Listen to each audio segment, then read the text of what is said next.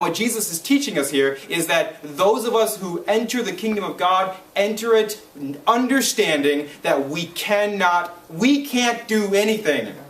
We can't do anything. We absolutely need Jesus Christ. It's not, we can't give enough money, we can't go to church enough, we can't do enough good works, we can't stop doing enough bad works. We can't do it. We just can't.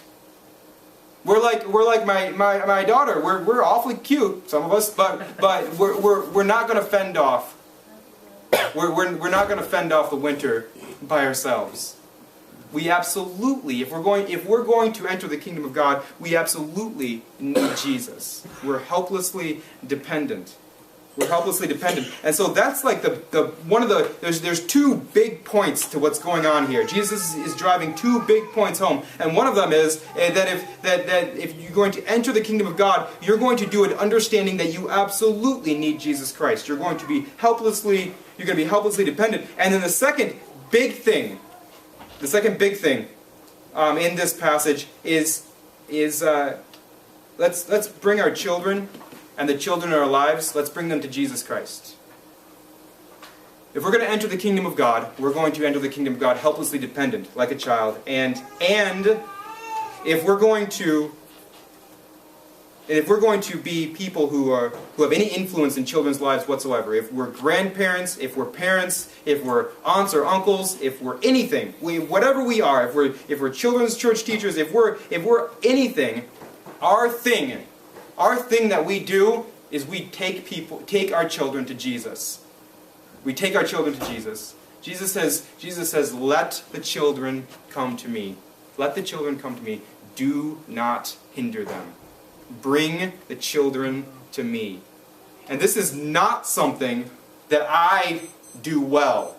It's not something I do well. And many times what I think is that I can, if I take my children to church, then that's enough. If I pray with them before they go to bed, then that's enough. If I read the Bible with them every once in a while, then these things are enough. All of these things are good, but these are just like just parts of the picture. I was thinking this morning, do I, the way I, and I'm thinking of myself as a parent. There are other children in my life that I influence. There are other children in my life, but I was thinking specifically with myself as a parent, and many of you can think about this, or think about it someday, or think about yourself as a grandparent, or some other role of influence you have with children. Most of you probably do, or you will sometime. I was thinking, do I faithfully point my children to Jesus Christ? Is that a big deal for me? Is Jesus Christ someone we talk about like right before we go to bed and we do prayers, or when we're going to and from church and during church? Or is Jesus Christ a fixture in our lives? Is he a big deal day in and day out? I mean, some of you, I know, you only have so much time with the kids you care the most about. You only have so much time. And my question for all of us, especially myself, is Jesus Christ a big deal? Do we take the children in our lives to Jesus? When we discipline our children and we try to correct their behavior, do we do this in a way that points them to Jesus Christ?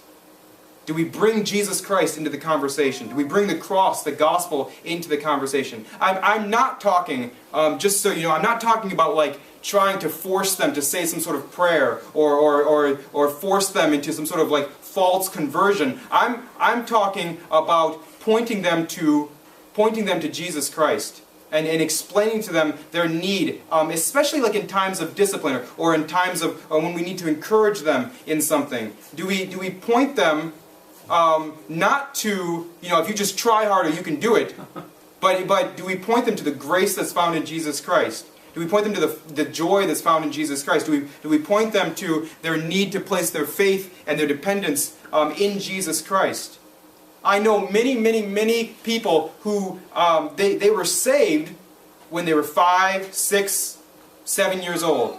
Now, as they grew in their understanding of what was happening in their heart and in their life. Okay, it's not like, you become a Christian at 5 years old, and suddenly you're ready to write a theology book or something like that. But at the same time, we do know that children can come to Christ. We do know that their spiritual journey can definitely begin at a very young age. And so this is what we do. We encourage this. We don't force it. We don't guilt trip them, but we encourage them to be thinking about Jesus Christ. To be thinking about how worthy He is, how wonderful He is, how needed He is. And I just was asking myself this morning, what do I do when I'm disciplining my daughters, I shouldn't be making this when I'm talking about disciplining my daughters. When I'm disciplining my daughters, how do I faithfully and passionately point them to Jesus Christ, to their need for Jesus Christ? Or do I just point them to moralism? Do I just point them to, if you do better, God will like you, and I'll like you, and I won't be embarrassed by your behavior, and which way am I pointing them? Which way am I pointing them? Am I subconsciously teaching them that if they just behave themselves, they'll be happy? Because that's not found in the Bible. That did not work out well for the Pharisees. They behaved themselves all the time, and they hated each other and everybody else. They were not happy people. It doesn't work that way. Which way am I pointing my children? And when I'm encouraging them, when they're sad about something, what am I encouraging them in? Am I encouraging them, oh, tomorrow will be a better day? Or maybe that person will get chicken pox? Or, well, you know what? How do I encourage my children? Do I encourage them in Jesus Christ? Or when I'm teaching them how to console themselves? This is a big thing for me. I was thinking about this today. Do I encourage them? When they have a bad day, do I give them chocolate cake or something? And do I act like chocolate cake is going to what? And this sounds ridiculous, but do we do that? Do I give them Jesus substitutes? Do I give them extra movie time, or do I give them extra special treats as if that's the cure? Which way am I going with my children? And I got super, and this is me. I'm not meddling in the way you deal with your children at all. I'm meddling in my own heart. I'm dealing with my own heart. But sometimes I think we subconsciously teach our children that to be happy you need to be distracted by entertainment, or to be happy you need to be consoled by food, or to be happy you need to work really, really hard at your job and make more money. Or I think subconsciously with our lives, we teach our children that Jesus is not like the big deal. I know I struggle. My daughters see that I'm happy if like the ministry at Grace Church is going well, and by well I mean there's people there, or people like me, or whatever. I'm super happy when that happens. But when we have a down day, or I'm having a down day, or things don't go the way I want them to, or they don't go at my job, they don't go that, if it doesn't go well for me there, then I'm all crestfallen, I'm all down in the dumps. I'm teaching them that I need extra stuff more than I need Jesus. This is something that I struggle. I want my daughters to know that if everything in their world crashes down on them, they can cling to Jesus Christ and be perfectly fine. And I don't know that I always teach that with my life. I don't know that I always teach that with my life. I don't know that when I'm trying to correct their behavior, if more often than not I teach them that I don't want them to embarrass me in public. I wonder what I'm teaching them sometimes.